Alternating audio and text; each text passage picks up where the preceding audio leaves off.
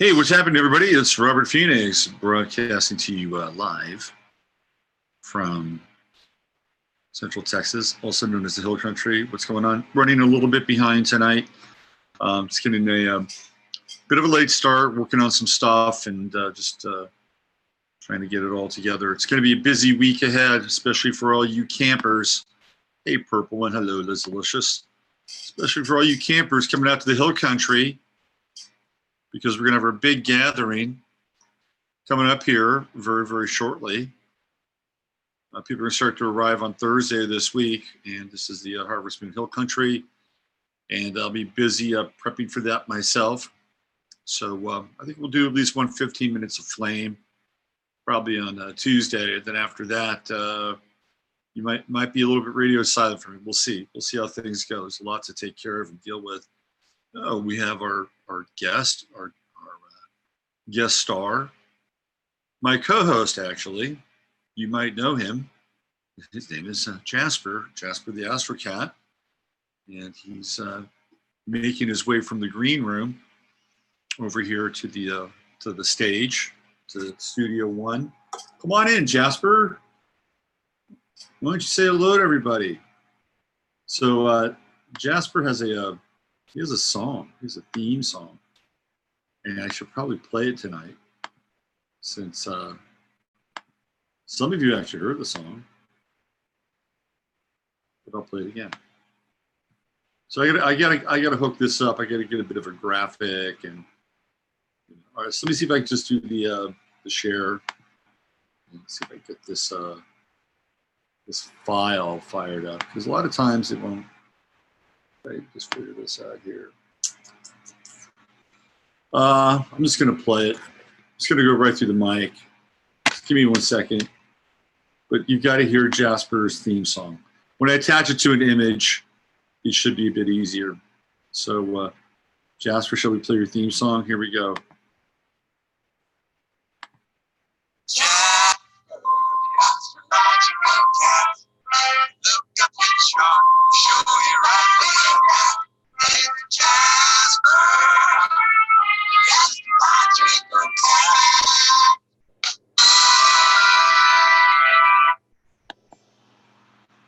How many cats do you know have their own theme song?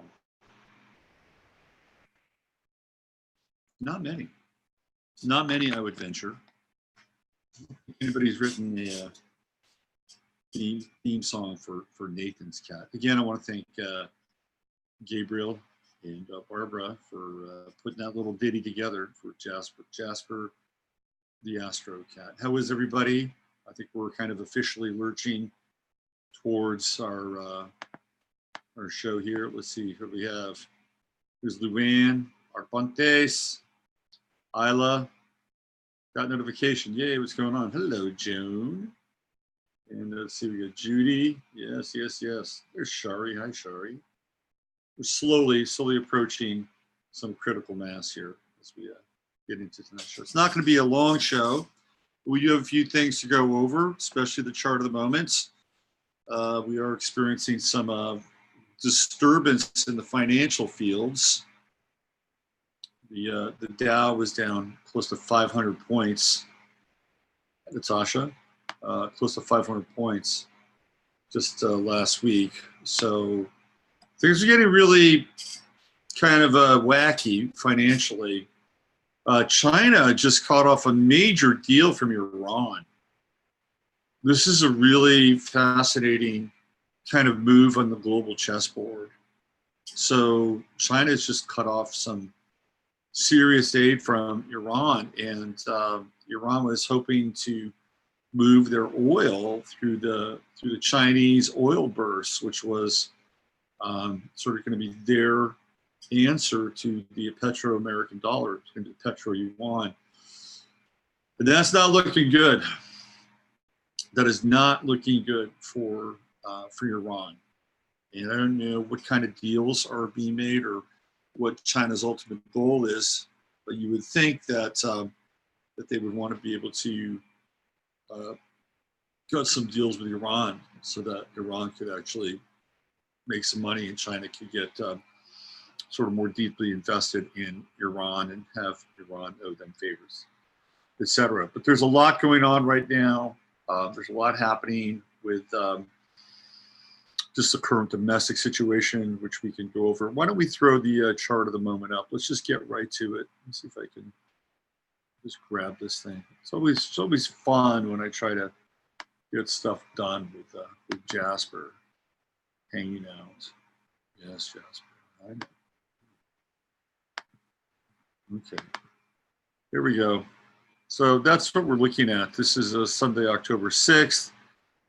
And it's been a very kind of intense weekend, I think. We've had a lot of energy going on with, well, if I wanted to throw the south node in here with the north node, which would be right here, we'd have pretty close to a Grand Cross, although, yeah, I guess we could do that, because if I threw that into the mix with the sun, we'd have a square here. And then let's see, Jasper wants to show everybody his butt. He's very proud of his butt. You ever met a cat that wasn't proud of their butt? Cats have a very, let's say this, narcissistic relationship with their butts. That's what I think. Jasper's decided that he's going to go hang out behind the computer for a while.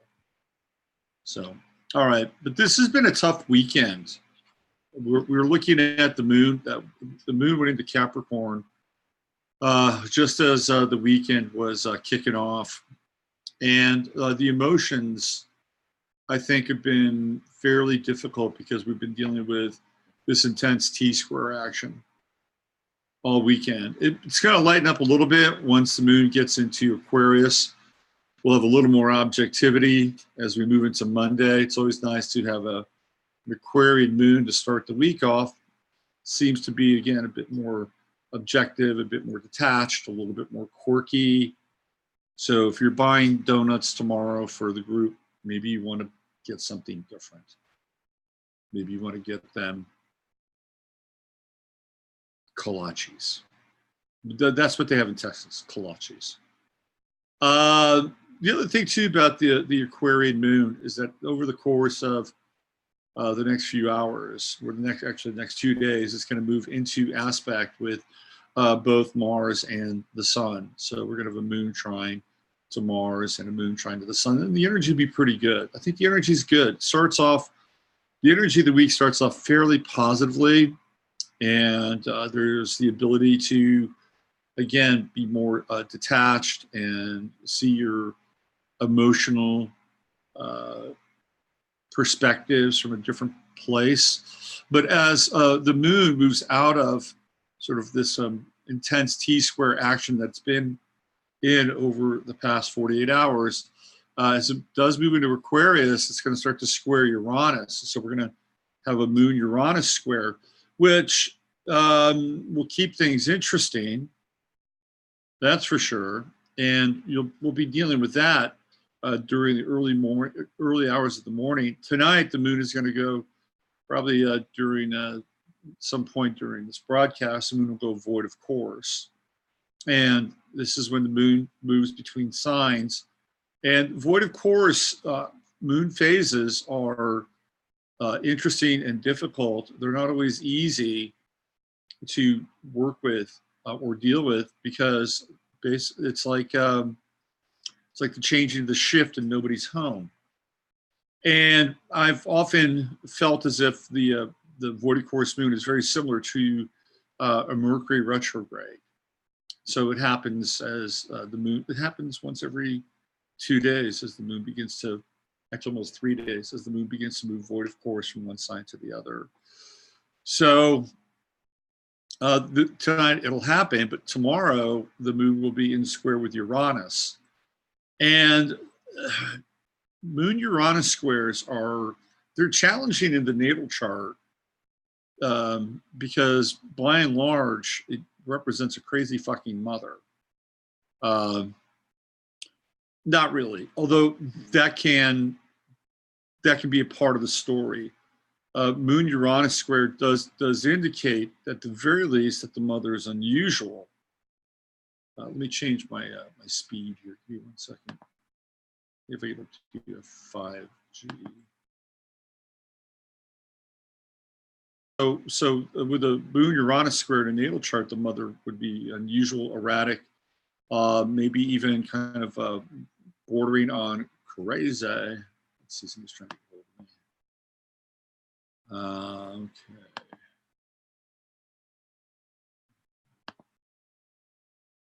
Okay.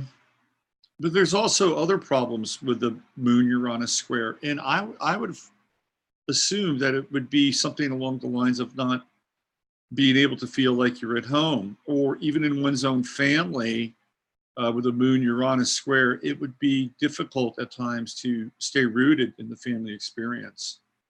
That the family itself would be quite unusual in a lot of ways. Let me see if I can. Interesting. They're going to do another version of the Addams Family. They always do this, man. It's kind of like every generation has to have a version of the Addams Family. They just recycle the Addams Family. That's a moon square Uranus family, the Addams Family, right? It's kind of a crazy situation, but it's also, I think, very difficult on a level of intimacy with the Moon Uranus square. It reminds me of that song by Al Stewart, where the lyric is, "She's everyone but nobody's lover." Right, that's very much a Moon Uranus square, where you can be at times very liberal with one's emotional output, but at other times, it is it's hold on one second. Let me just do this. So we're breaking my train of thought here. Got to get into the zone. There we go. Okay. So getting back to the Moon Uranus square, it's an aspect that does not bode. It's not an easy aspect if you're looking for really consistent emotional support and emotional output. However, that said, there will be times with a Moon Uranus square that you will get emotional support and emotional sustenance from very unusual places in very unusual quarters. It could also be indicative of somebody who can nurture and support you, but is not a typical kind of nurturing or supporting person. So this would be something along the lines of, in a more sort of traditional sense, let's say somebody has a stepmother, and the Moon Uranus square could be something along the lines where the stepmother actually feels more like the mother. So if you have that in your chart, and you don't have a relation with your biological mother, or it's split with the Moon Uranus square, oftentimes the stepmother can come in and play that role. It's kind of this unusual version or a different version of what the mother is. And there's also, I think, a bit of a hint of perversion with the Moon Uranus square as well. Because when we get into the moon, of course, we're getting into our emotions, and the square to Uranus is indicative of different kinds of things, or different kinds of turn-ons, or different kinds of fetishes that a person with a Moon Uranus square would have. Just different things would get them going, wouldn't be run-of-the-mill.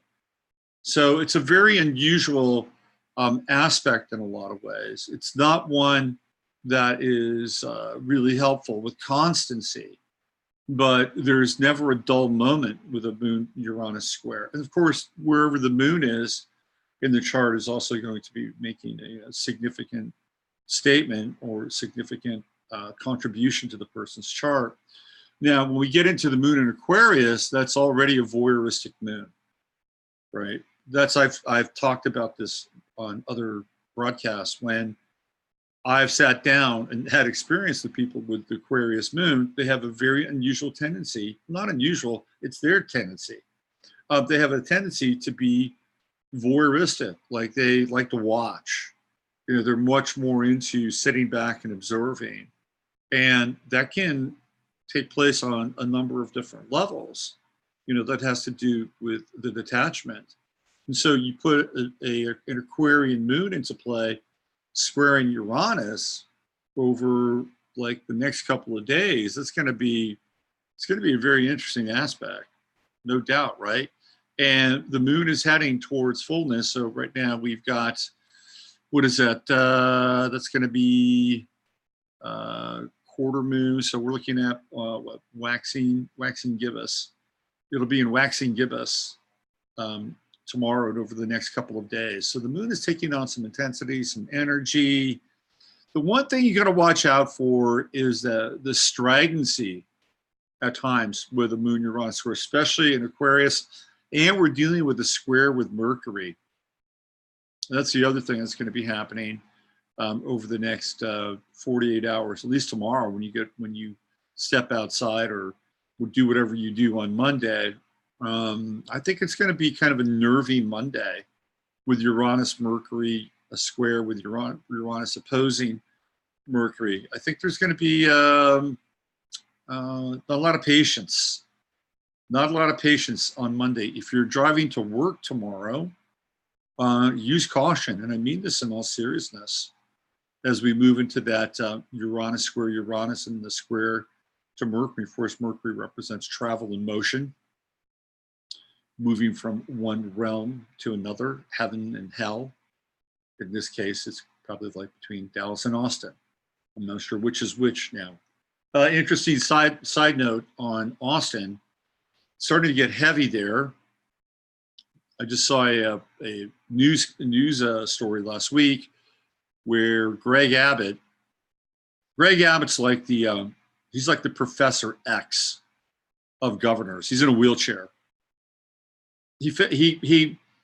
What happened with Greg Abbott? He was a jogger. He was jogging and some giant branch fell on him when he was jogging, and I think it crushed the part of his spine, and now he's bound to a wheelchair. He's like the Professor X of governors, and he has put an X right on Austin and Stephen Adler's third eye, basically saying that they have 30 days in order to deal with the homeless situation, or else he's going to send in the Texas State Guard. How about that? They don't mess around here because Austin is the state capital. It's not just any city. Okay, it is the state capital. Greg Abbott actually has to go there. It's weird. It's like Sacramento has a homeless problem. Gavin Newsom theoretically has to go there. But Sacramento's homeless problem pales in comparison to San Francisco, which is where Gavin Newsom is from, but he doesn't give a shit. But Greg Abbott does, because he's got to show up, he's got to drive the streets. So this is a very interesting kind of energy at the beginning of the week. It feels very revolutionary to me in a lot of ways. And not just as a kind of, where's the revolution coming from? Where's the next revolution coming from? Because we are really in kind of this revolutionary phase, the soft civil war, as I've been talking about it. All hell's breaking loose in Hong Kong. But unfortunately, what's happening in Hong Kong is that businesses are moving their money out. They're looking at Hong Kong as just being incredibly more unstable. And Hong Kong was already beginning to lose pace with places like Shanghai and Macau and Singapore. So Singapore is a recipient of even more wealth flowing out of Hong Kong. So when this so-called revolution is over, it's not going to leave Hong Kong with a whole lot. And Hong Kong doesn't produce anything. It's a very, very small place. So things were headed south anyway with Hong Kong before this. Chinese were moving assets out of there. They were moving into other parts of China, specifically Shanghai. Of course, like I said, Macau was being recipient of some of that as well. So we have really heavy revolutionary energy going on. We have it in Hong Kong. What's happening over in England? Well, they're still in the throes of their whole Brexit fiasco. And now apparently Boris Johnson, the Gemini, is going to start to potentially buddy up with Nigel Farage, the Aries. And when you get Aries and Gemini together, you get combustibility. So it looks like that might actually take a bit of a turn, because Farage has his group and Johnson has his group. Johnson, I believe, is the Conservative Party, if I'm not mistaken. And then for the Tories, right? And Labour is the other party. And then Farage has the Brexit Party, started his own party. So we have revolutionary energy in England. We have revolutionary energy in Hong Kong. That's happening. There's more revolutionary energy starting in this country as well. I don't know if you've been following this, but the UAW, which is United Auto Workers, they've been on strike, and GM in particular has been on strike. They've been on strike now for about 3 weeks. We might see more of a ripple effect of that as well as we move into this phase on Monday, where the moon moves into positively revolutionary Aquarius, squaring off against positively revolutionary Uranus, which is the ruler of Aquarius. And then throw Mercury into the mix, and things get very frictional very quickly. So I don't think, I think there's some benefit to the moon moving out of Capricorn and into Aquarius, potentially trining up with the sun later tomorrow night, and then even early on Tuesday. But the early returns look to me like it's going to be we're just stepping right out into the fire, I think, this week, right out into the fire. And the last week was just completely insane with Adam Schiff. We're going to look at his chart tonight, by the way. That's part of our show this evening, is to look at Adam Schiff's chart. And so we have the Schiff and the Pelosi and the Romney. Have you ever seen anything like this before? I have never seen anything even. I stopped seeing anything like this about a year and a half ago, to be honest with you. Once Trump got elected, we were in never land, and we're never coming back. We're never coming back. We're either headed towards one of three potential realities. Well, one reality is that Trump is able to stave off the left while continuing to make Israel great again and get reelected, in which case it'd be very, very interesting, because how much more could the left I think this is the left's last stand. If they can't get him impeached now, between now and the election, then this is it. They have nowhere else to go, and they're basically going all in right now. They're pushing all their chips into the table so that they can either take Trump out, or at the very least put the brakes on what's happening with the election process. And we can even see this to a large extent, what's been going on just over this past weekend with the T-square energy. And the T-square energy, I think, is only going to get more intensified. Look where Mars is. Mars is at the first degree of Libra. And I'm not a huge fan of Mars in Libra, unless, of course, it has the right context. Now, Mars is in its fall here. Mars is in its fall in Libra, and it's not great. So it's not great specifically now. Like, Mars in the right context is okay. So if you're an ombudsman or your community organizer like Alexandria Ocasio-Cortez, who has Mars in Libra in her chart, then you've got a good place for Mars. But by and large, it can be a very argumentative aspect. And I wouldn't say it's passive aggressive. I'd rather save that for probably Mars and Cancer. But Mars in Libra really needs to understand, if you have Mars and Libra, you really need to understand who your friends are and who your enemies are. And sometimes it's not always clear with Mars and Libra.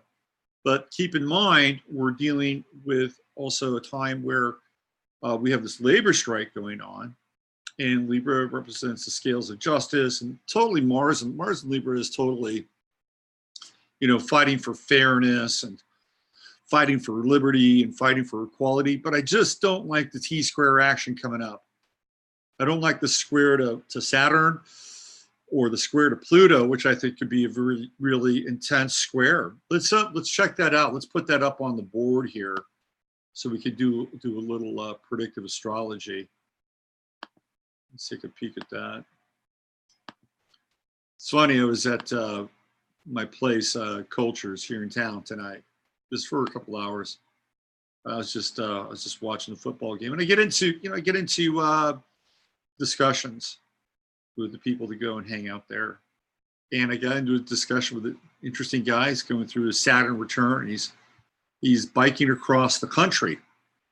I thought this was very interesting. He wasn't much of a bike rider, never done anything like this before, but he wanted to do it. And he started in Florida, and now he's here in Fredericksburg.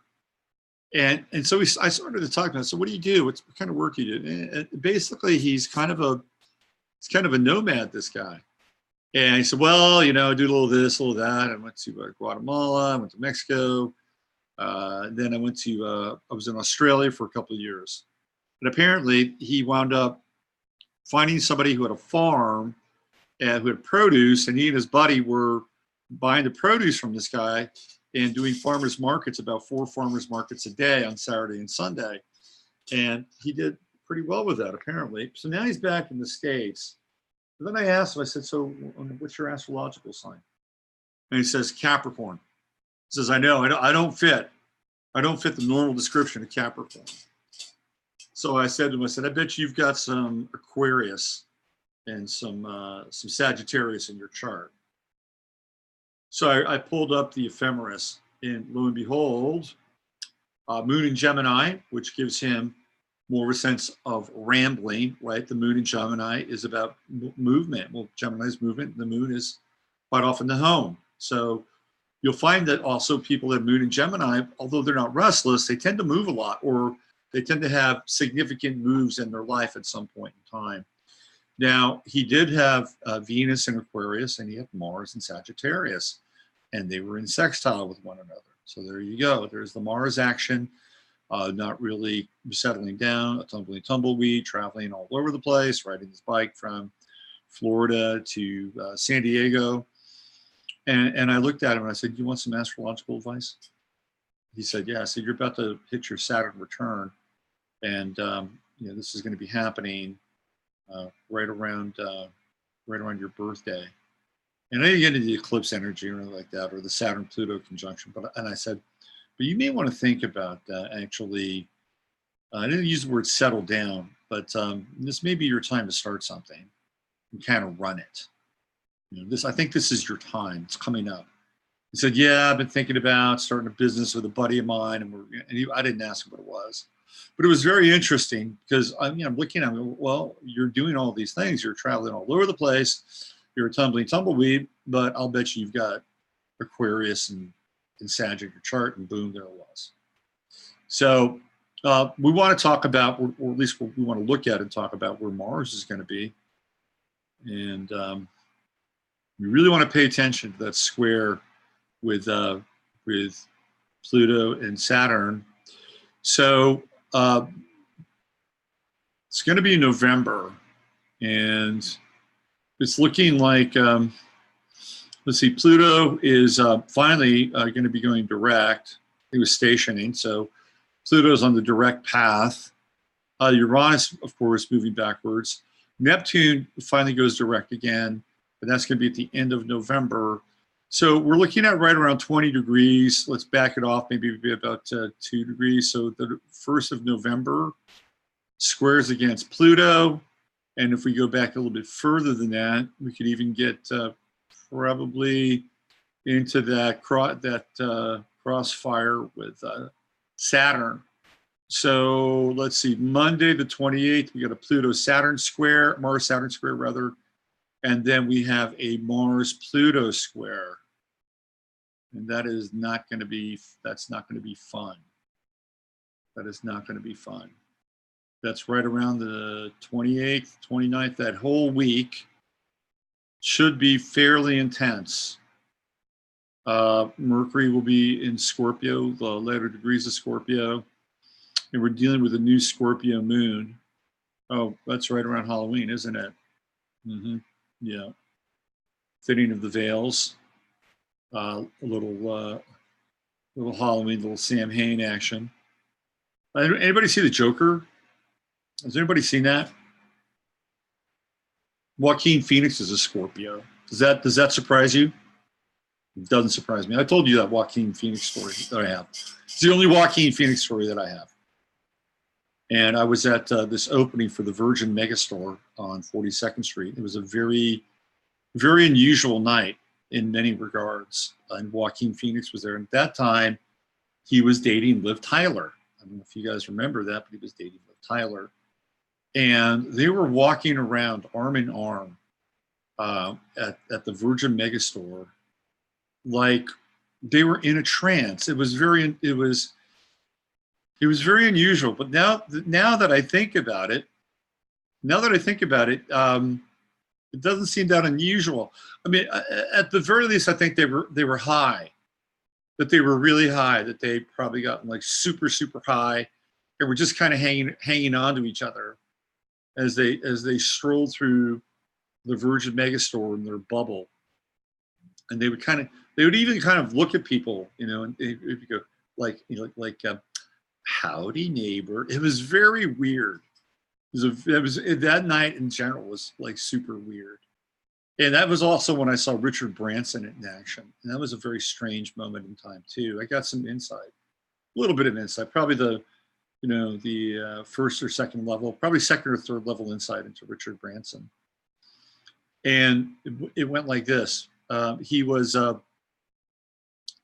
there and hanging out with this gal. I've told the story before, but I'll tell it again anyway. She was Asian. She was very pretty, super pretty. And this guy who is this gal's boyfriend goes up to talk to this gal and Richard Branson. And as soon as he moved towards Richard Branson's bodyguards stepped right in between the two of them, or the two of them and the boyfriend. I'm assuming it's the boyfriend because he was there and he was vociferously trying to educate these security guards that he was with her. And Branson just sat there and watched for a while. He watched.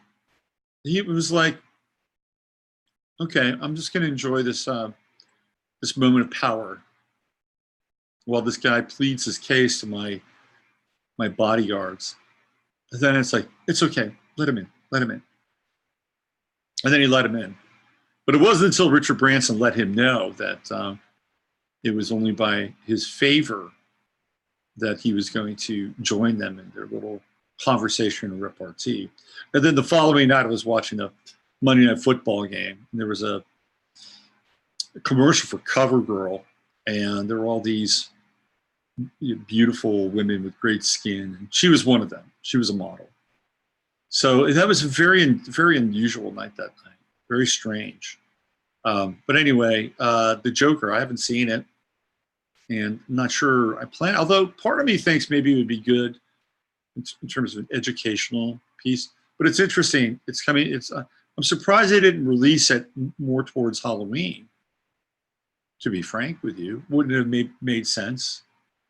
When did it come out? It came out Friday, so we're looking at Moon and Capricorn. Yeah, Moon and Capricorn. Everything got heavy with the Moon and Capricorn. And Mercury right at the beginning of Scorpio on Friday. Maybe they released it a little bit earlier in the week, but on Tuesday the Moon was in Scorpio, and yeah, it was just coming off of that new moon.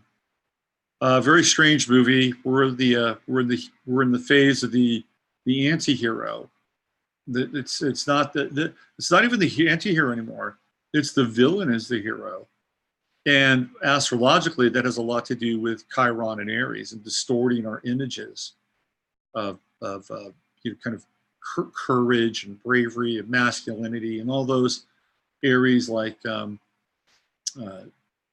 of adjectives, words that describe Aries. And we're not even in that phase anymore. We're in the hero as the villain phase, or the villain as the hero. It's not even the anti-hero anymore. So I don't know how well. I guess it's doing pretty well at the box office. But getting back to October, these are the days you want to look for. Let me just bring up the ephemeris, and let's see if we can kind of nail it down a little bit, just in terms of the energy. So it's going to be, Mars is going to be right here, and if we go, say, right around even around 11, 12 degrees, right here is when the square to Saturn kicks in, but it really, really kicks in right around the 25th. And so the 25th is, we're dealing with also a balsamic moon right around that time. That'll be right here, the Friday. It's going to be in Virgo. So we're going to have a moon opposition to Neptune. I think that Friday, the 25th, is it's tricky. I think it's a tricky day because a lot of times we've seen events take place on Fridays. They tend to jump in and dominate the news cycle over the weekend. So the energy is very explosive here, very, very explosive. And it gets even more explosive as it gets closer into the square with Pluto, which culminates much more intensely the following week, where we have Mars at 20. This will be right around where it's exact, right here. And it'll still be in a wide square with Saturn, but at that point it is beginning to separate and move away. And then Mercury is also retrograde during that time. This is a very interesting phase starting right around the 25th and going into the first part of November. It's not warm and fuzzy. I can tell you that right now. It is not a warm and fuzzy aspect. I'm sensing, more conflict here, much more conflict, and aggressive legal actions might also be in order, especially for somebody like the president, or maybe the president going back in the opposite direction. It feels to me like arm wrestling, like wrist wrestling. That's what it feels like, but much more violent in some ways, much more visceral. This is visceral energy. And Mars-Pluto squares tend to be quite violent. And people they're right at the edge right now.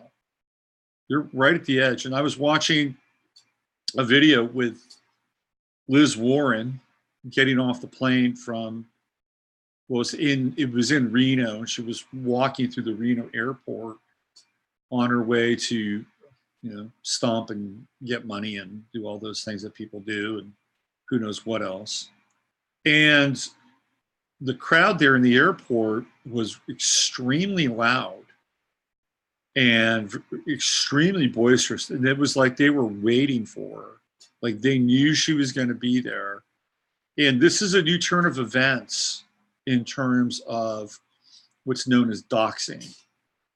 This is a brand new turn of events. And in the past, we've seen the left, thanks to the enabling and the encouragement of Maxine Waters, telling anybody who'd listen to her on the left, if you see somebody, who's a Trump supporter or is a politician that supports you, whoever, just go after them. Now it's starting to come back and go in the other direction. It's starting to boomerang.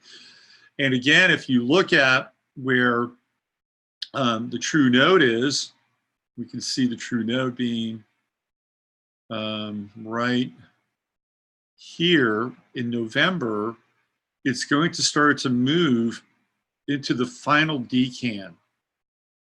So it's right now the true node is still in the second decan, which is the scorpionic decan. And this is why we're dealing to a large extent with information and dredging up the past, because Cancer is the past. Capricorn is the present, looking towards the future. Aquarius is the future. So what we're seeing is we're going into the past, we're dredging up the past. What was Joe Biden doing in the Ukraine? What was Joe Biden doing in China? We're looking at this material now, and because it is Cancerian, it has to do with the country. We're a Cancerian country. So this is what's been happening, but it's the dredging part, right? That's the scorpionic piece that's going on right now. How are you doing with your past? Just curious. How are you right now? Because there's a lot of aspects that are connected to time. We've got Pluto, Saturn in Capricorn, South Node in Capricorn. Capricorn rules time.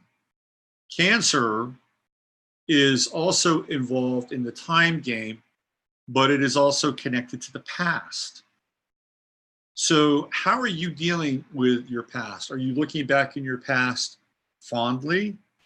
Are you looking back on your past with perhaps a bit of regret in wishing that there was something that you might have done differently? Because this is, by the way, this is not an inappropriate energy right now. Based on what I'm seeing, it's not inappropriate at all. So the question then becomes, how do we heal with the past? How do we make peace with the past so that we can be more firmly rooted in the present? And that's going to be different for each and every one of us. But this is more along the lines of things that you could have done, should have done, would have done, had you been fill in the blank. More patient, had more foresight, had less fear, whatever those things are.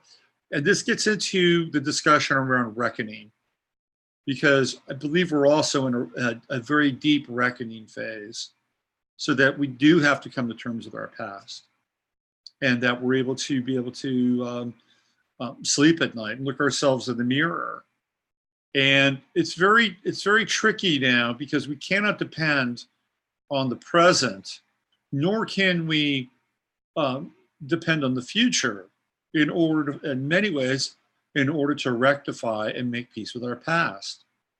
Because as we look at the present today, what are we seeing? We're seeing a world that is highly unstable in a lot of ways, highly unstable. So there's a very tenuous hold on reality in a lot of ways by just looking around what's going on. Now, we can't base our individual lives on it. Can't. But nonetheless, it is kind of a window into the state of affairs. And some of the things that we're dealing with are very real. They're very, very real. Now, I'm not sure this is 100% around the money, because we hear about these things every now and then. But some information has crossed my screen where they've actually been seeing UN troops and UN tanks and UN equipment in certain states around the country. Now, I've heard this before. I've heard this on a number of occasions. However, it would not surprise me, at the least, if this was actually happening and taking place right now, because of a high level of volatility that is sort of circulating through the country. And remember, we're also getting very, very close to that November 3rd date. Remember November 3rd? The November 3rd date is that Sunday. It's the Sunday where theoretically a German researcher looked at an event in Seattle very thoroughly, which I've covered a little bit. Why don't I do this? Why don't I throw the chart up there? I haven't done it. I've never looked at it. We're kind of in this. We're freewheeling a little bit. Let me do this. By the way, Ginger Baker, God bless you and God rest your soul. You outlived so many other people from your generation. And based on your lifestyle, you should have died 4 or 5 times over already. But Ginger Baker, one of the greatest drummers in the history of rock and roll music, passed away, 80 years old. 80 years old, Ginger Baker. How about that? You got to give that guy a round of applause. He went through a ton of shit. Wild man. Total wild man. All right, let's do this. Let me get this chart set up, and let me find out. There was and I plugged this in over on Facebook in the Facebook group. I plugged this video in. It's too long to show here. It's about 30 minutes. And let me just get into the NFL. I just want to see the time for the game because I need to set the chart for that time. Give me one moment here.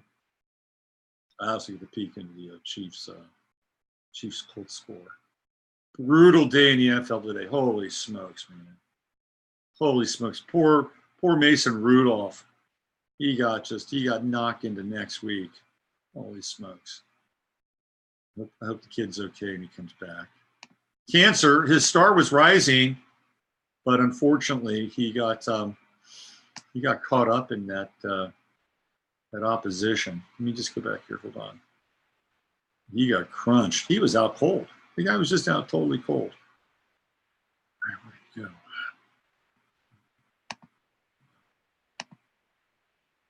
I just had it. There it is. Okay, so we're going to get in the schedule. It's 10:10 Indianapolis, KC, if you're keeping score at home. Okay, so we're going to go into the schedule. Let's go 5. Week 5.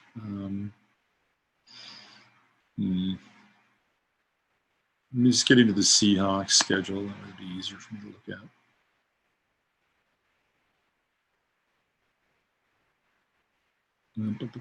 Come on, Seahawks.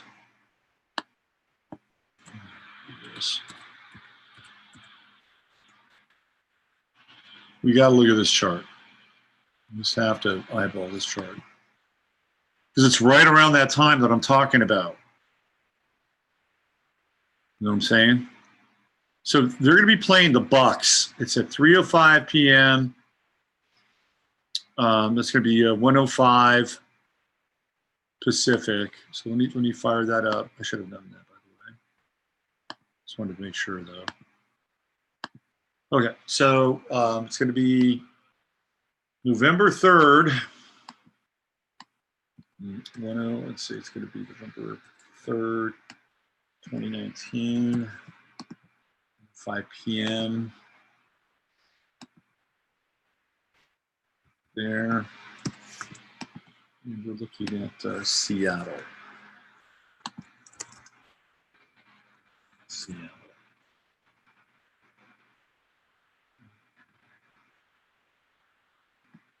Punch that right up. And I'll throw the chart up here.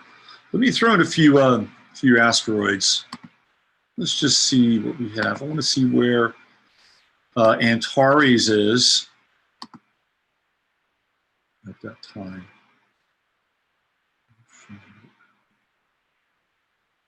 Let me get into Antares. Let's do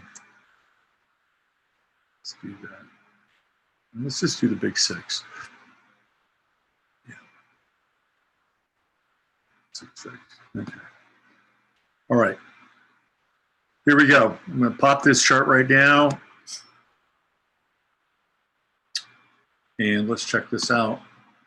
So this is for November 3rd. This is when supposedly a blimp is going to be ignited and set off a series of explosions in Seattle. This was this German guy who did this wild, and I mean wild video, about 35 minutes long. And he was connecting so many freaking dots. It was insane, really insane. He did two versions, English and German. And this is what the chart looks like at game time, 1:05 in Seattle. So here's what I'm talking about. There's that Mars square. It's right there. Mars is not quite at apex. That's going to be the sun, but it is in the 8th house, which is generally related to violence. Mars in the 8th house is violence. And we have almost, it's getting very close. It's not quite there at 1920. It's at 1953, 2053. But it's close enough for us to take a look at it. And what's going on here, we got Pluto, Saturn, South Node, all in the 12th house. Something happening behind the scenes. And usually when you see things in the planets in the 12th and the 8th house, these are events that can be coordinated, orchestrated from behind the scenes. And this is what's taking place here. And this is the potential for a high degree of violence. Now, I've already stated that when Mars hits around 15 Libra, it's going to start to square Saturn and then move into the square with Pluto. So the whole week leading up to this event on November 3rd, this theoretical event, by the way, we want nothing to happen. Like, I hope that video is so wrong. And so does the author, by the way, of the video. But we cannot ignore that there is this very heavy aspect that's coming into play. And not only that, but we have a T-square also that's taking place here with, again, guess what we're talking about? It's what I was talking about, what, about 20 minutes ago, half an hour ago? The moon will be back around in Aquarius like it will be tomorrow, and it'll be squaring against Uranus, but instead of the square to Mercury, this time it's going to be squaring the sun. So this is energy that I'm not entirely thrilled about. I'm just not thrilled about this energy in the least. Neptune is still in square with Jupiter, but it's beginning to move away. Yeah, so whether this event takes place in Seattle, like this German researcher who did a kind of an amazing job, it doesn't negate the fact that we're dealing with what I would consider violent and even destructive energy during this time. During this phase, this late phase in October, moving into early November, and then we have the Mercury retrograde happening as well. So we're in a very tricky phase. Now, I think things begin to get better towards the middle part and end of November, but we have to get through this phase that we're in now. And it may sound like a cliche, but something is going to happen. Like it's not like everything's just going to be hunky dory. And I mean, everything. So much shit is happening right now. It's not even funny. Like every day, there's some kind of revelation, dark or light or otherwise, that's taking place. And if you're paying attention, you're watching a show that's unparalleled. You've never seen anything like this. Just recently here in Texas, we had a cop, female cop, Amber Geiger, and she was convicted for killing this guy. And she apparently walked into his apartment. She was still in her cop gear, theoretically thought it was her apartment, and then killed the guy. Very unusual. Now, there's some discussion that they might have had a relationship. Of course, she's white, he's black. That gets into the whole kind of racially tense. But what's interesting about the case is that it was not a case that was jumped on by the ambulance chasers. It wasn't like a Freddie Gray case, or it wasn't like a Michael Brown case. You didn't see that. So what's the reason for that? Why was this not turned into another dark cause celeb and leading to more protests that cops are violent, vicious, uncontrollable, dangerous, bloodthirsty, etc.? Because something is different about this event. Now, the guy's brother got up and forgave this woman. I don't know if you saw the video of the guy, but the guy's brother forgave this woman. He was crying. He said, I want you nothing but the best for you. I wish that you didn't have to go to prison. And I forgive you and love you. And it is through Christ that it was like very moving, very, very moving, incredibly moving. This guy was in tears. She was in tears, and they hugged. Oh my God. Again, if you're not paying attention, you're missing things now. Then this judge comes in, and the judge lets her borrow her Bible because she doesn't have hers. And the judge is very kind and very sweet. And they hug.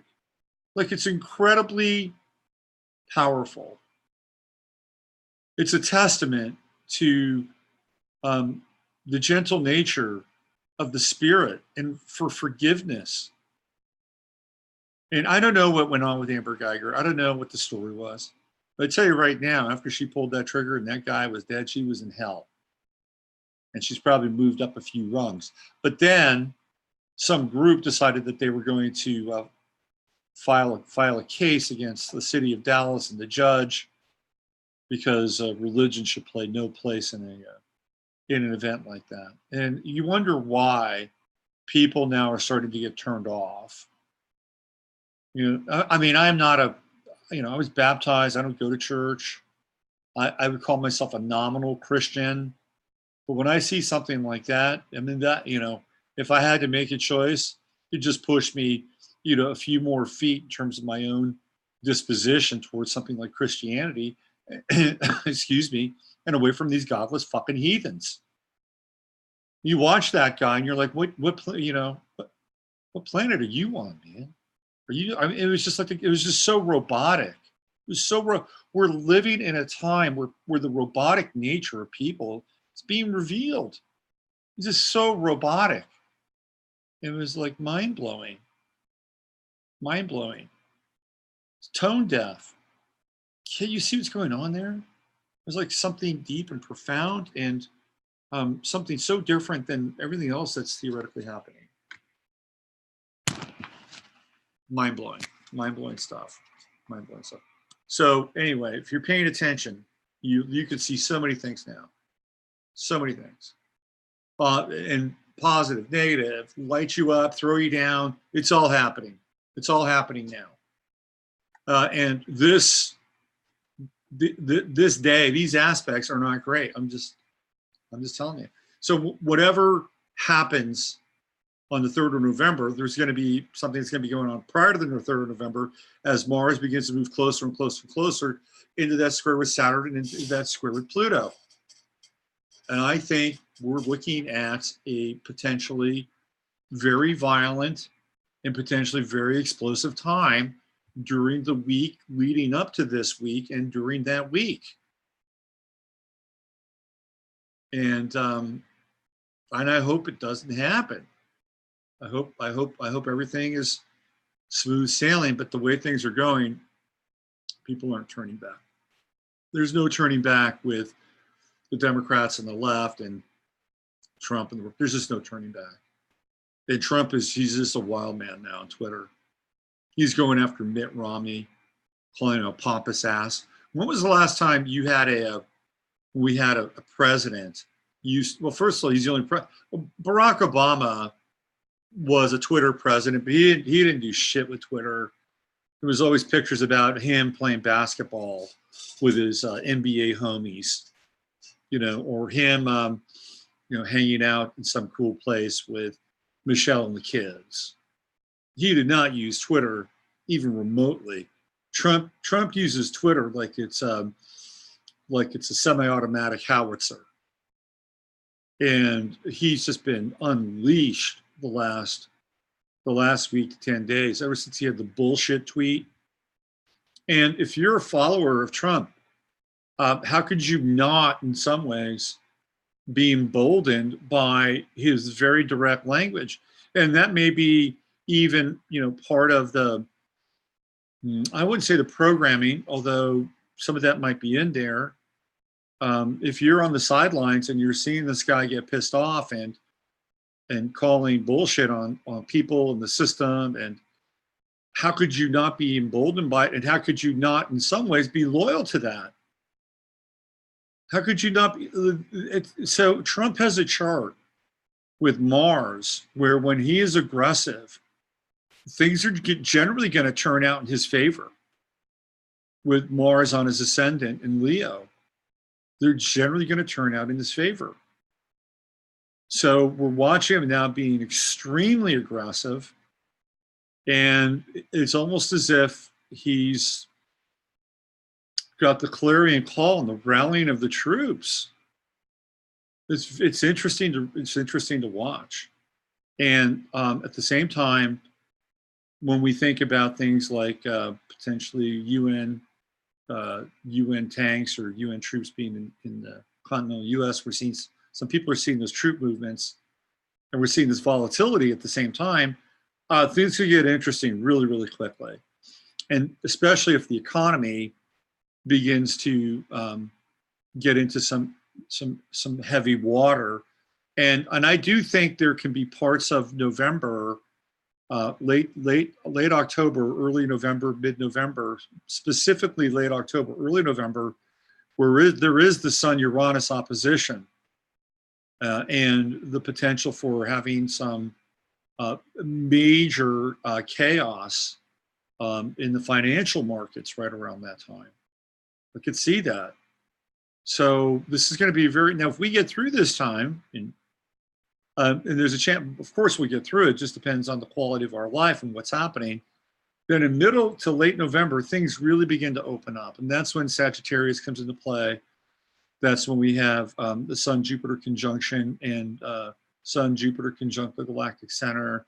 And I think November is a very interesting time. And if we can steady the course and stay grounded during that time, I feel like there's an opening in November. There's an opening astrologically, and it just feels deeply connected to consciousness during the second to third week in November. I think that those 2 weeks have the potential of, how would I say this? It's almost like sort of consciousness slipping into creation in a certain, because creation is conscious, but it's something different. There's something different. There's a different wave right around that time, and I think we could see a very large number of people wake up, and in particular, maybe initiated or catalyzed by a certain event. I would not be surprised at all.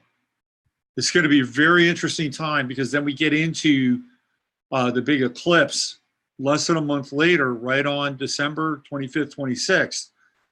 So we've got this time in November where we're dealing with that Mars square to Saturn and Pluto. And then we have the big eclipse happening on the 25th, 26th. And these are sort of the goalposts. And in between is that window in November. And by that time, remember now, Jupiter is moving away from Neptune. And so when it's around 25, 26, 27, it begins to conjunct the galactic center. It will be out of sort of that tighter orb. It'll still be around 8, 9 degrees, 10 degrees, but it'll be moving away from us, so that we're now not having to deal with that constant fog bank of reality that Jupiter Neptune square has been serving up for the past year. So this is an important time, because then after that, Jupiter moves into Capricorn, and we're having a very different relationship with Jupiter. So my advice to you is for you to like have your shit together, your head together, so that those 2 weeks in November, you're open.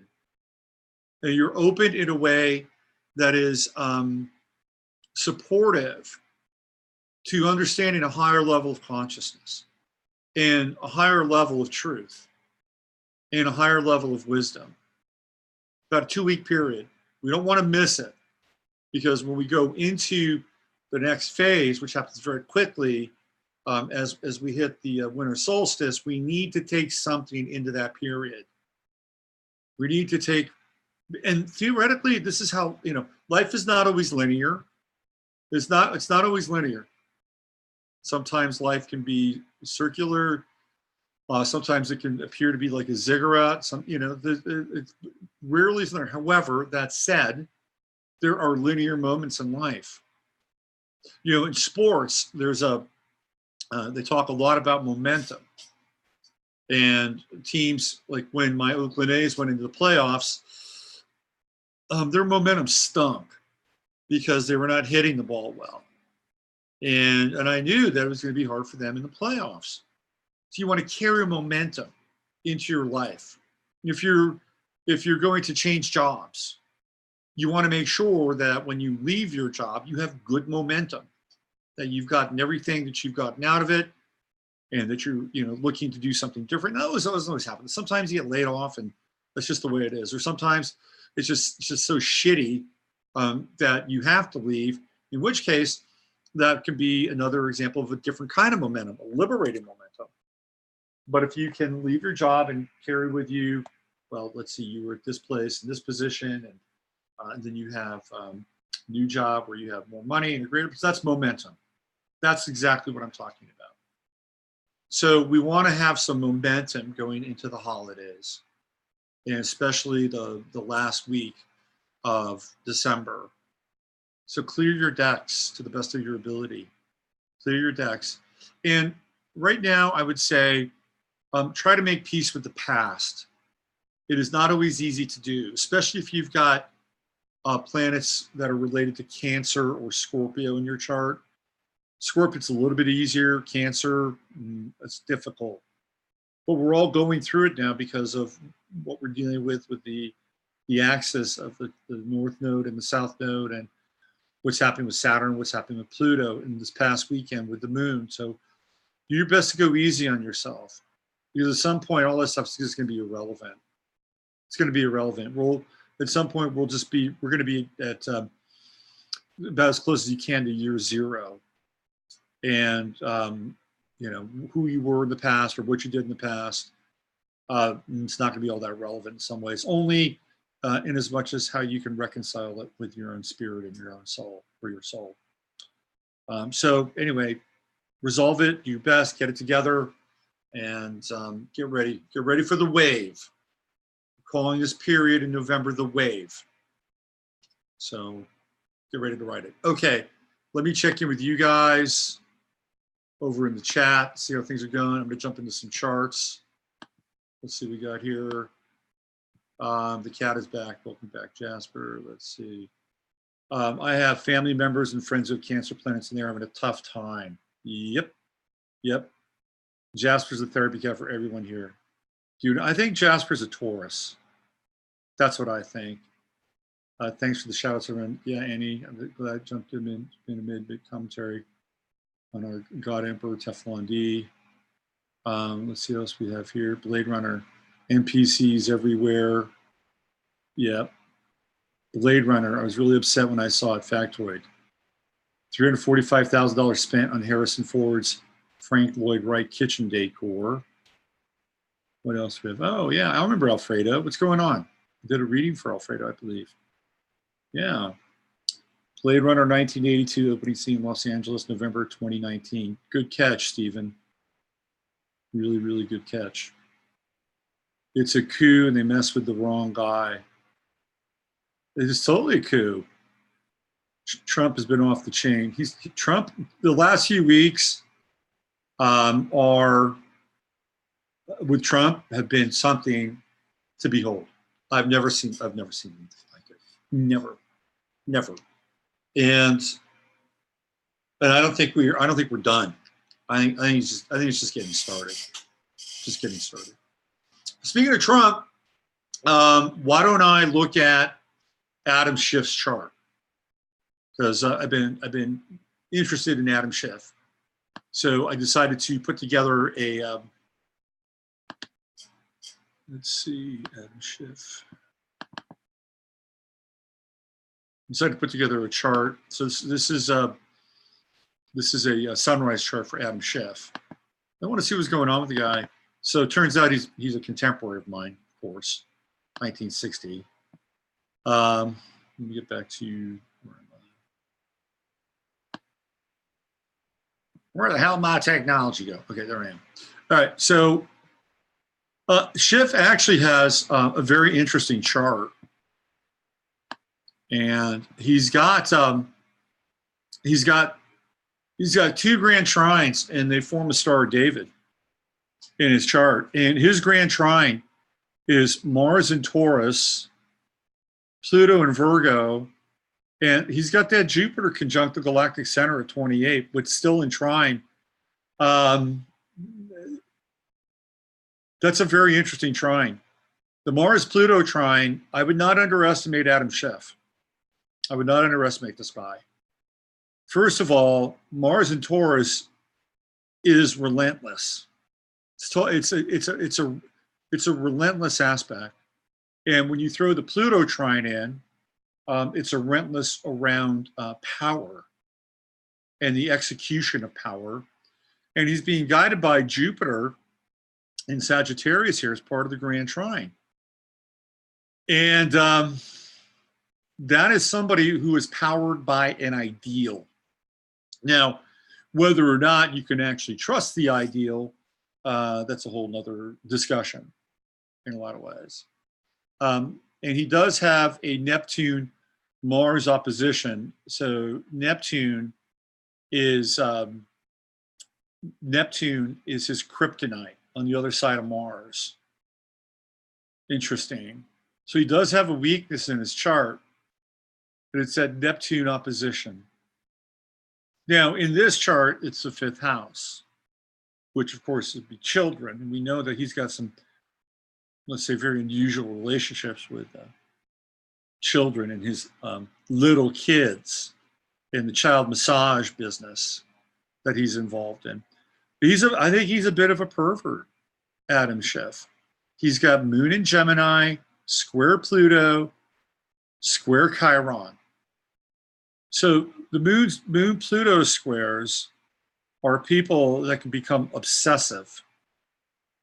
And I've seen this in my own chart when I went through a Moon-Pluto square when my moon went into,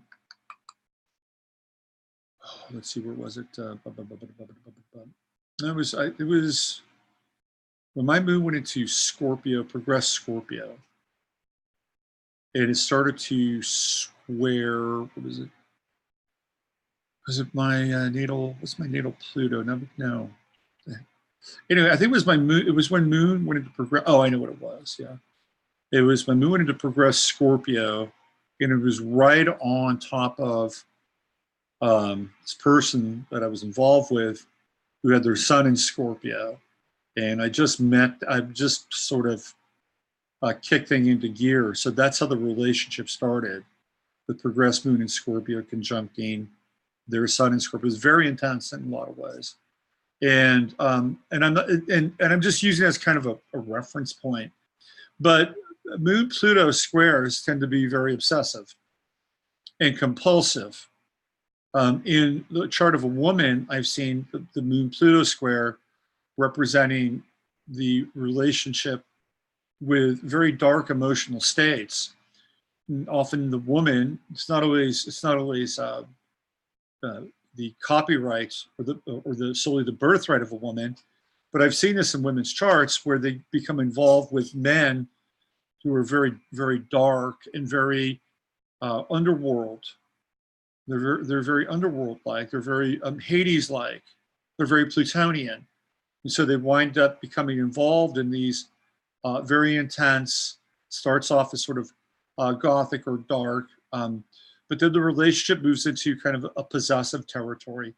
And they find it very hard to get out of the relationship because of a number of reasons. It's a very specific kind of psychological impact with the moon and moon square Scorpio. There could be the effect of feeling as if one actually both simultaneously enjoys but also hates being in chains, because that's what a moon Pluto square can often indicate, that the emotions are being enslaved to a large extent by an external force, which would represent Pluto. So this is actually, in a woman's chart who has a moon Pluto square, such a very important part of their psychic development, because they have to be able to resurrect themselves and come out of the underworld with their emotional body intact. And my experience is that they don't make that journey again. Once you are chained up with the devil, so to speak, if you can liberate yourself from that, you don't do it again. It doesn't happen. You've liberated yourself from that psychic model. So in Adam Schiff's chart, he has this. He's got the moon Pluto square. And his moon is in Gemini. And Gemini, a lot of people I know, they like, Robert, you hate Geminis. I don't hate Geminis. I don't. But Gemini is the most amoral of all the signs, followed closely by Aquarius. But although Aquarius does have a peculiar morality in and of itself, justice for all, even if it's at the mercy, even if it's at the expense of specific groups at times, it has a bit more morality. Gemini tends to be amoral. So we have the moon in Gemini here, and it is not in the 12th house. I don't know what his ascendant is, but we do know that there's a square with Pluto. Now, Gemini does also represent a quality of youth. We often think of Leo as the sign that represents children, but Gemini is very much associated with youthfulness and the ability to, like if you look at Gemini as Hermes, you know, the gods, of course, they don't grow old. But if you look at perhaps Zeus or Hera, they're older, right? They're older. Kronos is older. They're father figures. Hermes never grows old. You know, Hermes is the puer eternal. So that's why when we get into Gemini, we have illusions that are connected to the puer eternal. And so it is not always just Leo, but Gemini begins to evoke the image of youth. So we have the moon here in square with Pluto. He also has a Mars square with Mercury, and he has a Mars square, Mars opposition with Neptune. So it's not quite a T square. He's got Mercury, and he's got all these planets in Cancer. Sun, Venus, it's right at the summer solstice. So he's born on, Adam Schiff is not an insignificant person astrologically. That's my feeling about his chart. The guy's got 2 grand trines. If you throw in Venus, Sun with the trine to Neptune and the trine to Chiron, that's incredibly psychic, very, very psychic, and a high degree of sensitivity and intuition. And remember, so he's born right in the summer solstice, and in, what is it, the secret language of birthdays, that cusp is called the cusp of magic. So he's born on the cusp of magic. Now, I'm not endorsing Adam Schiff at any level, but I have to look at his chart kind of objectively, and the guy is playing with a fairly powerful chart. I mean, he's got a freaking Star of David. There's a reason why Adam Schiff has risen in the Democratic Party and become the head of the Intelligence Committee. but he's got some issues in his chart that he's going to have to deal with because Uranus is moving backwards, and it's going to begin to conjunct his Mars in Taurus. That's quite explosive, and it gets into the square with Mercury. And this would be somebody who would say something or do something or act out of turn, and might even wind up, in some ways, incriminating himself. So he's got a very interesting transit going on here. And he also has the opposition with Neptune. And that in and of itself isn't a terrible opposition. It can be one that can be very revelatory, and in some ways even spiritual. In some ways, it's like it's blowing open the crown chakra with the Uranus-Neptune opposition. But he is going to have some stuff to deal with when he gets into the Uranus square. It's a ways off. It's probably another 2.5 years, 3.5 years away. But he's going to have some more significant and serious issues with that.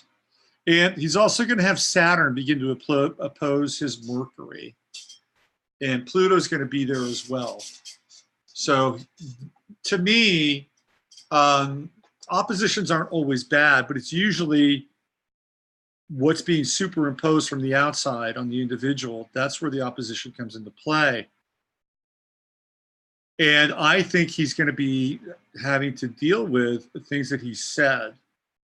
And maybe this whole thing with the whistleblower and his so-called secondhand or ciphered out conversation, his bullshit conversation and his lie. Maybe that'll come back to haunt him as Saturn and Pluto, especially Saturn, begins to oppose his natal Mercury. Keep an eye on that. That's going to be happening after the first of the year.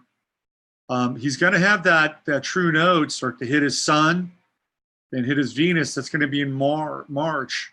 And it's going to be, right at the height of his power. Now, I don't know, again, what is right. He looks very unusual. His face, he's got those bug eyes. Sometimes people who have those kind of big buggy eyes, I've seen this in Sagittarians sometimes. Not Sagittarians, I'm sorry, Aquarians. I've seen Aquarians sometimes exhibit the sort of the large eyes on the ascendant. But he's got that kind of broad forehead, flat face. He's not a Cancer rising. He doesn't have a lot of hair. I would almost say that maybe he might be either an Aries or a Taurus rising. That would be my guess from if I was going to rectify his chart. I'd have to go back and look. But I would say he has his most critical phase happening now during the Saturn return, which is the in conjunct with Leo. Oh, that's interesting. That is interesting because that does involve kids, doesn't it? The in conjunct. Very interesting. You might have to deal with that sooner rather than later. That might happen within the next 10 days. But the guy does have a very powerful chart in a lot of ways. Let's see. He's got a temper, Mars Mercury square. He's got a temper. But he's got the Moon Chiron square. Yeah, to me that just puts that's an odd square. Very, very strange. I would almost God, to me it almost feels like he was violated as a child. He's got that Chiron at two Pisces. That's when the Chirotic crisis was for him. Chiron opposing Pluto, squaring the Moon. I would say that Adam Schiff probably suffered some form of ritual child abuse right around that time. He was born in Framingham, Massachusetts. I don't know if he's related to Jacob Schiff or not. Remember, Jacob Schiff was the banker of the Bolsheviks. Jacob Schiff funded the revolution. There wasn't even a revolution, it was a coup. And then it was a slaughter. So now we have another Schiff that's sort of in very similar territory, similar political waters. But I would guess that with Chiron opposing his Pluto, squaring his moon, that he'd been violated as a kid. My 2 cents. That's the Chiron crisis. But he's going to have to pay the piper for things that he said. And that's coming. And it's right here with the Saturn opposition to Mercury. So you'll see 2 versions of Adam Schiff happening simultaneously. You'll see one version where he's got the true node in his favor and has for a while. And sort of just being given some kind of license or free reign. And then the party comes to a stop. And I think that that's going to be happening right around February, March of next year. Although again, with Saturn coming in very close into that in conjunct with Uranus, who knows if that'll impact his little kids massage business by and large there. So there we go. There's Adam Schiff. Very interesting chart. 2 interlocking, interpenetrating kite patterns. It is not an insignificant chart, just to let you know. But it is a chart that's got some holes in it, and specifically that Moon Pluto square with the square to Chiron, and whatever's lurking around in his past, right around the age of 2, what he might be doing theoretically with children. And then, of course, the reckoning that's going to occur with the things that he's said. But look at that. He's even got the in conjunct with Jupiter. Oh, yeah. Oh, yeah. That's going to be interesting. That's going to be very interesting. So he's really on the astrological watch list from November on. Keep your eyes on him from November on. Okay. Let's just check in with everybody else. Let's see how you're all doing. Once again, in Chatlandia. Let's see. I'm a heavy Libra. I feel I don't hold grudges. Libra can let go of stuff. He's bad news. Yeah, he is bad news. What's he done far worse than what he said? Ugly business. Yeah. Well, I think Schiff's got some. He's got some. When you get into Pluto moon squares, there's some darkness there. There's some darkness in the basement. I did a reading one time. So there's Carrie Otis, who is a very famous model, and I wouldn't say I was close with Carrie Otis, but we would communicate on Facebook. And the reason I got in touch with her is because she was a client of a friend of mine. So I think it was Shauna. So Shauna hooked me up with Carrie, and I read Carrie's book called Beauty Interrupted. It's a great book, by the way. It's a really great book. And Carrie grew up in Marin County and had some very dark events happen to her when she was young and growing up. She was going to a school in Marin County. I think it might have been Tam High or San Rafael High. It was one of the public high schools. And she was going out with a football player, and they were the it couple. And she wound up being on the receiving end of some very harsh criticism after the football player OD'd on drugs, cocaine.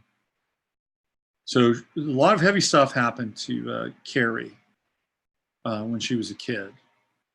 And she has that Moon-Pluto square in her chart. And eventually she wound up hooking up with Mickey Rourke, who became sort of her version of Hades. She had to liberate himself from him. So there's, generally speaking, with Pluto Moon squares, there's the potential for very, very dark history, especially around the family. Because when we get into the moon, we're not just talking about the mother, but we're talking about the family environment in the home. So Schiff's got some, he's got some dark shadows from his early life and from his home setting and his family, and especially, I would say, right around the age of 2, that he was probably MK Ultra'd out in his own way. All right, enough about Adam Schiff. Let's get into one more chart tonight, and a chart that I thought was very, very interesting when I ran across it, and it was the chart of Ray Kroc.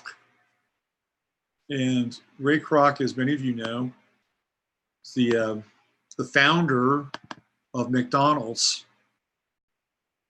And Ray Kroc is a very interesting story. And I'm not going to spend a lot of time on his chart.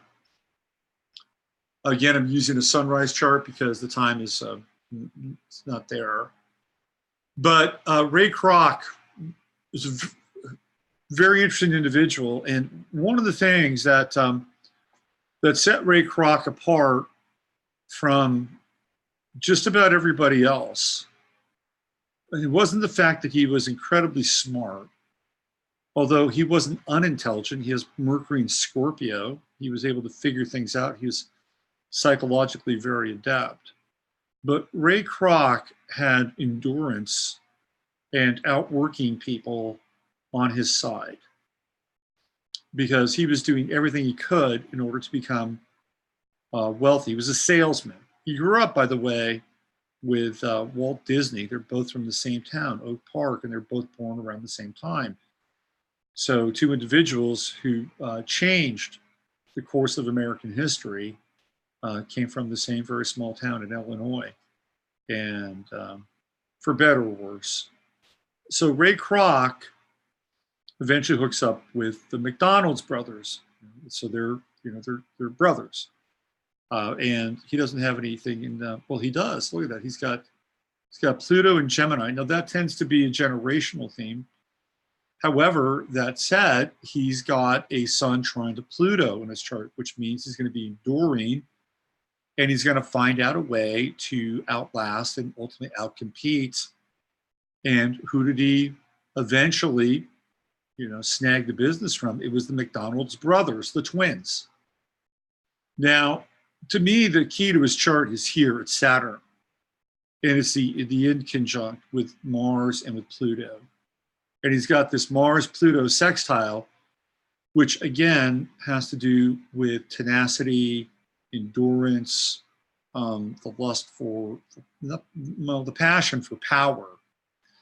But the circuit is not complete until he actually engages with Saturn in Capricorn. And one of the things about Ray Kroc is he's a success later in life. And he doesn't really move the chains in a big way until 1961. And in 1961, he winds up buying McDonald's, or basically stealing McDonald's. Well, he didn't steal. The McDonald's brothers got paid, but not nearly as much as they needed to. And it was right after his second Saturn return and part of the in conjunct. And this is when Ray Kroc's life takes off. Right here. It's right here. And then by the time he goes through his second Saturn return, and then Saturn hits Jupiter in his chart in Aquarius, McDonald's is poised to become the most powerful business restaurant related to food in America, quite quickly the world at large. But it's this period right here, which is his Saturn return, second Saturn return, and it is the power of endurance. People could not see this with Ray Kroc. They couldn't see it. They couldn't see he was basically kind of a bumbling, stumbling sales guy who really stumbled upon the McDonald's restaurant when he was in San Bernardino, California, which is where McDonald's was started. Also the home of the Hells Angels, by the way. So he found the McDonald's brothers, and by the time 1961 rolls around, He started to do business with them in the 50s, right around 55, right? And that's when Saturn was in the sign of Sagittarius, opposing Pluto. Of course, dealing with brothers and twins, siblings. But it's right here, this 1961 period. And by the time from 1961 to I think it's 1964, 65, McDonald's goes from, I think, roughly 240,000 people, restaurants, to over 400,000. Like in that 3-year period, McDonald's doubles its restaurants, just in a 3-year period alone. Fascinating, absolutely fascinating. So the key to Ray Kroc's chart is that Saturn and the Saturn Yod. The Saturn Yod between Mars and Pluto. And when Saturn came around and hit it right there in the second Saturn return and hit the trigger of the Yod, he was in a position to tap into other people's money because he had to. He didn't have the money to buy those stores or the business from them, but he got it.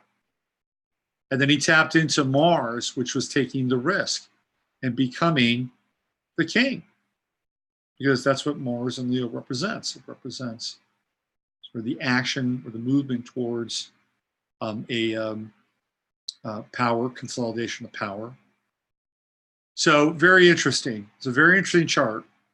And, you know, Ray Kroc is almost always used as an example. A lot of those guys in the restaurant business hit their success late. Colonel Sanders is another guy that came in late. But he'd been kicking around the restaurant business for a long time. He was a big-time Freemason, too. Big-time Freemason. So was Dave Thomas, his protege. But that's another story. Anyway, the power of the in conjunct, the power of the Yod, as demonstrated by Ray Kroc and the Golden Arches. And, oh, by the way, this time period is when the Golden Arches come into play. The Golden Arches. And if you think about the Golden Arches, you know, they're very interesting. Right? They're connected to the rings of Saturn, but they're also connected to the sun with the Golden Arches. Theoretically, they circle the planet, right? When they go down, they go all the way around with the Golden Arches. So there you go, Ray Kroc and the power of the Yod. Power of endurance. Okay, let me get out of here and just check in with you guys one more time. See what's happening with you all. Here we go. Aquarius looks like arches. We could have done well as a society without McDee's. You know, I would say yes on some level. And let me just say this. This is sort of the pragmatist in me. There was a time when McDonald's probably served meat that was closer to meat than meat is now. And I worked here at McDonald's when I was a kid, and I fucking hated it, to be honest with you. It was not an experience that I would basically advise people to do. Although you can skip that now. It's going to be automated anyway. Okay. But that said, like, there were people who had McDonald's franchises and still do. And those people made a lot of money, and those people were able to put their kids through school. Those kids were able to get educations, come into the system, maybe start their own businesses, employed a lot of people. To this day, if you go to McDonald's, it employs, you know, mostly Latin American people, you know, making a fairly decent wage for them. And would America have been better off without McDonald's? Probably, on a theoretical, philosophical level. But it also, just like many other businesses, wound up supporting the middle class for a long period of time in the 1960s and the 70s. If you were a manager at a McDonald's, believe it or not, you could have afforded to pay your family, pay your bills, and have a family. Now, not everybody wants the job of being a manager at a McDonald's, but there were people that were managers at McDonald's and they bought homes and shit like that, right? I mean, it was that stuff happened. Now, would our society be better now with that McDonald's? I would say yes, totally, because we don't really need it. We don't really need McDonald's anymore in a lot of ways. You know, it's not built on the same kind of model, economic model and principle that it was, say, 35 or 40 years ago, just like any of the other fast food chains. Plus, it's all going to be automated anyway. By the way, have you seen Burger King's latest commercial for the Impossible Burger? They're not advertising any other burger on their menu except for the Impossible Burger. They're putting huge amounts of money in it. It's just the Impossible Burger, like, over and over and over and over. They want to make sure people eat that fucking Impossible Burger. Don't eat the Impossible. In fact, don't even eat the burgers anyway.